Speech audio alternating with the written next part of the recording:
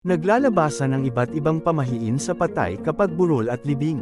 Napakadami nito dahil naipasa sa bawat henerasyon, na sinusunod na lang din para bigyang respeto ang mga nakatatanda na nagbibili nito, at dahil wala namang mawawala kung susundin ang mga ito.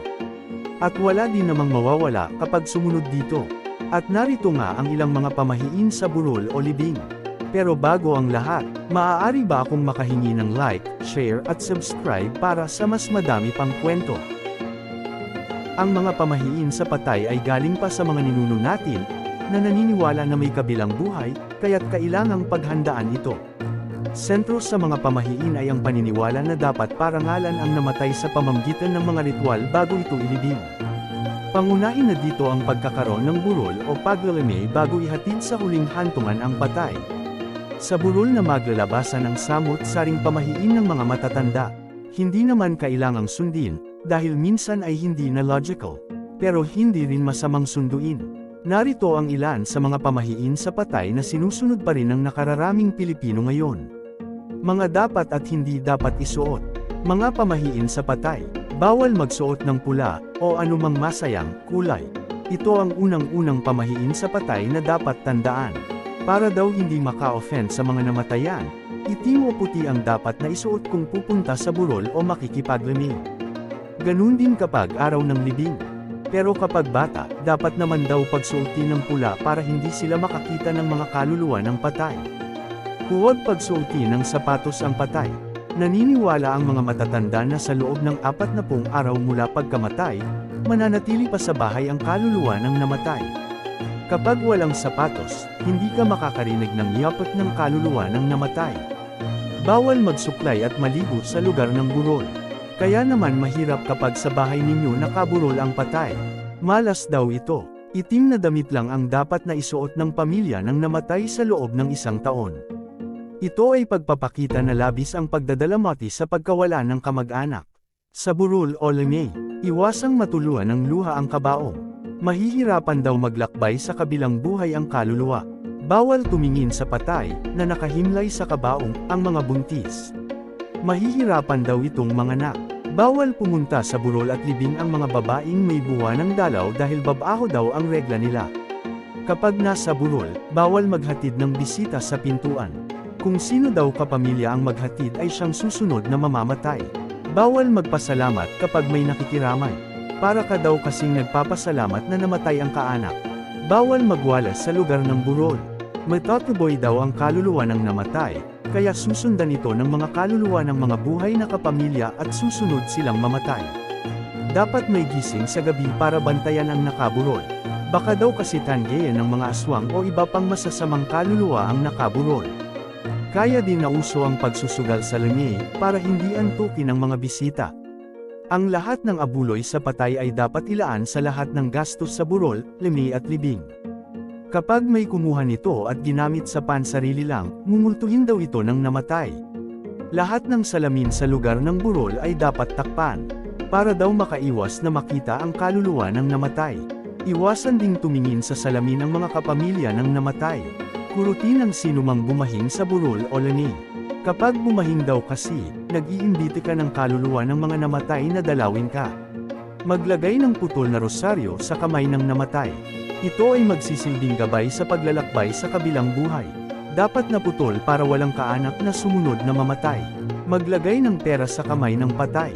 Ito ang magsisilbing pamasahe niya papunta sa kabilang buhay. Pero dapat itong kunin bago mailibing. Ang perang ito daw ay swerte kapag ginamit sa negosyo. Swerte din daw ito sa magtatago naman nito at hindi gagastusin. Ibulong sa patay ang anumang hiling mo, at matutupad ito. Ito ang tinatawag na bulong. Dadalhin daw kasi ng patay sa langit ang mga bulong na ito. Kung ang namatay ay pinaslang, dapat maglagay ng buhay na sisiw at palay na kakainin nito sa ibabaw ng kabaong. Mabibigyan daw ng hustisya ang pagkamatay nito dahil ang pagtuka ay simbolo ng pagkain ng konsesniya ng pumatay sa kanya. Mga pamahiin na tungkol sa pagkain sa burol o libing. Bawal maghanda ng pansit sa burol, pero dapat kainin pagkatapos ng libing.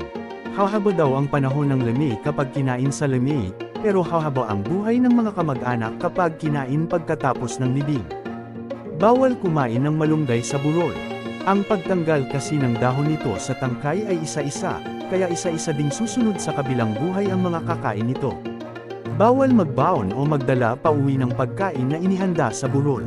Kapag dinala mo sa bahay mo ang pagkaing handa sa burol, susundan ka ng kaluluwa ng patay. Mga pamahiin pagkagaling sa burol o lamay. Huwag umuwi ng dumiretso sa bahay pagkagaling sa burol. Ito ang tinatawag na pagpag. Dapat daw kasing iligaw ang mga kaluluwa para walang sumunod na mamatay. Madalas nagkakape muna sa kapihan, o kumakain sa restaurant bago pa umuwi ng tuluyan sa kani-kanyang bahay. Magpalat ka agad ng damit pag-uwi galing sa pagpag, at lami. Iwasang maglakad-lakad pa sa loob ng bahay, lalo na sa ikalawang palapag. Malas daw ito. Huwag bibisita sa dalawang magkaibang burol sa isang gabi. Tatawid daw ang mga kaluluwa at may susunod na mamatay sa mga pamilyang namatayan. Kapag galing daw sa lami, kailangang maghugas ng kamay ang mga kamag-anak. Hugasan daw ang kamay gamit ang malamig na tubig at dahon ng bayabas bago pumasok ng bahay. Paghuhugas daw ito ng malas. Mga pamahiin sa araw ng libing. Kapag nabangga ang kabaong habang inilalabas ng punerarya o bahay, may susunod na mamamatay sa kapamilya. Bawal tumingin sa pinanggalingang punerarya o bahay kapag nagsimula na ang prosesyon. Malas daw ito, at magdudulot ng mas marami pang kapamilyang mamamatay. Bawal sumama sa prosesyon ng asawang nabiyuda o nabiyudo. Dapat daw ay dumaan sa ibang ruta para hindi sundan sa kabilang buhay ang namatay na asawa. Lahat ng bulaklak sa burol ay dapat na isamang ilibing. Huwag mag-uwi o kumuha ng bulaklak, at huwag isama sa paglibing ang mga pangalan ng kapamilya na nilalagay sa bulaklak o kabaong para maiwasang masundan ang pagkamatay. Lahat ng maliliit na bata ay dapat itawid sa ibabaw ng kabaong bago ito mailibing. Para daw hindi dalawin ng kaluluwa ng namatay ang mga batang paslit. Simbolo din daw ito ng paglilibing ng anumang sakit, para hindi na magkasakit pa ang mga bata. Magtapon ng barya sa harap ng karo ng patay, kapag may nakasalubong na funeral procession sa kalye. Karaniwan ito noong panahon na naglalakad pa talaga ang mga tao mula sa lugar ng pinaglamayan hanggang sa libingan. Kapag nagtapon daw ng barya, ito ang magiging baon at pamasahe, ng namatay papunta sa kabilang buhay. Napakarami pang pamahiin sa patay galing sa iba't ibang rehiyon ng Pilipinas. Ang mga naibahagi dito ay ilan lang sa mga pinakakaraniwan, lalo na sa Katagalugan. Alam natin na ang kamatayan ay natural lamang, at lahat tayo ay haantong dito. Mayroon ding pinaniniwala ang minamalas at sinuswerte, pero di ba't wala namang kinalaman ang mga pamahiin sa kung ano ang mangyari sa atin? Mahalagang malaman ang mga ito dahil bahagi ito ng kultura natin. Kung susundin o hindi, ito ay nakadepende na sa iyong paniniwala. Maraming salamat sa panunood.